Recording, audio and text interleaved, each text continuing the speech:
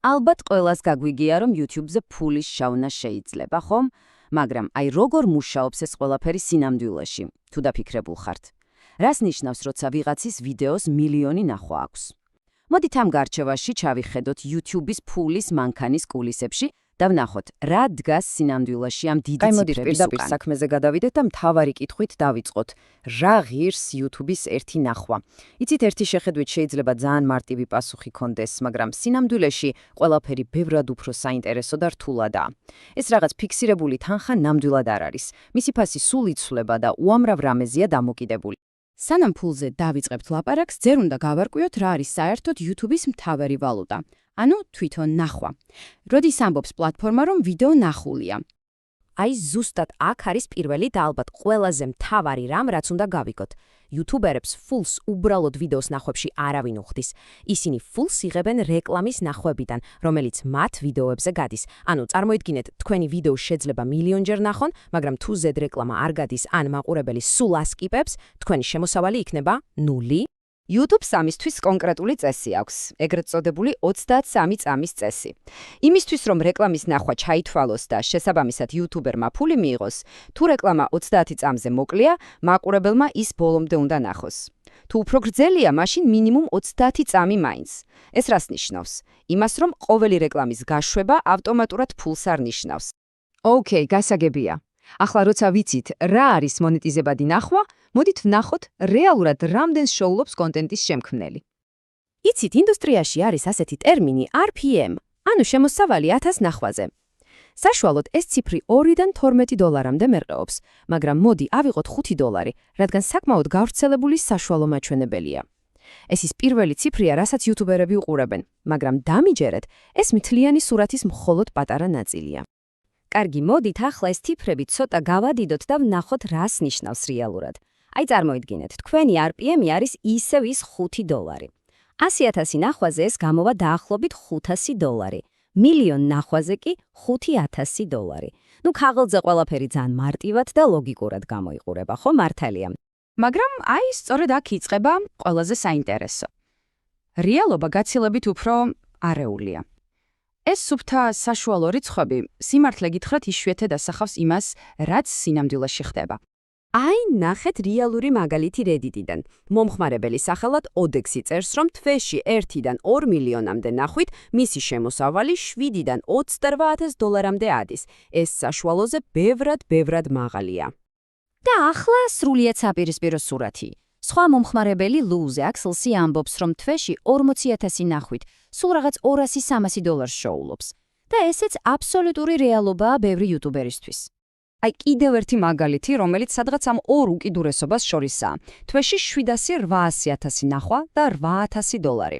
ეს მაგალითები ხომ ხვდებით, ნათლად გვაჩვენებს თუ რამხელა სხვაობა შეიძლება იყოს შემოსავლებში. მაშ რა ხდება? რატომ არის ასეთი გიგანტური განსხვავება? პასუხი ერთ სიტყვაშია: ნიშა. ის თუ რა თემაზე იღებ ვიდეოებს, არის აბსოლუტურად ყველაფერი.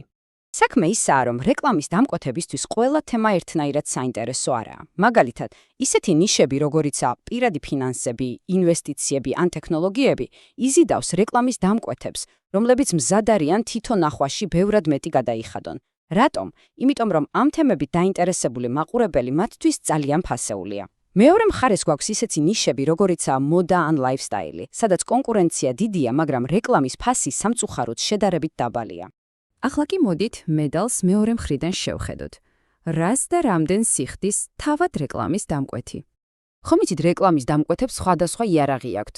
ეს შეიძლება იყოს ის გამოტოვებადი რეკლამა 5 წამში რო ვთიშავთ, ან მოკლე 6 წამიანი ბამპერი, რომელსაც უბრალოდ ვერ გამოტოვებ.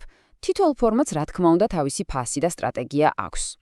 თუ ძალიან გავასაშუალოებთ, რეკლამის დამკვეთი ერთ ნახვაში, ანუ როგორც ამბობენ, CPV-ში, იხდის დაახლოებით 1-დან 3 ცენტამდე.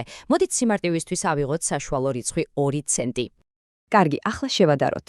თუ რეკლამის დამკვეთი იხდის საშუალოდ 2 ცენტს, ხოლო YouTuber-ი იღებს დაახლოებით 9 ცენტს, რაც იმ ჩვენს 5 დოლარიან RPM-ს უდრის, მაშინ ჩნდება კითხვა: სად მიდის დანარჩენი ფული? Ho, სწორედ აქ შემოდის თამაში YouTube, რომელიც თავის წილს დაახლოებით 45%-ს იღებს. აქამდე ჩვენ ვსაუბრობდით მხოლოდ AdSense-ზე, ანუ პირდაპირ სარეკლამო შემოსავალზე. მაგრამ ეს, მეგობრებო, მთლიანი სურათის მხოლოდ ნაწილია. მთავარი საიდუმლო სულ სხვა რამეში იმალება.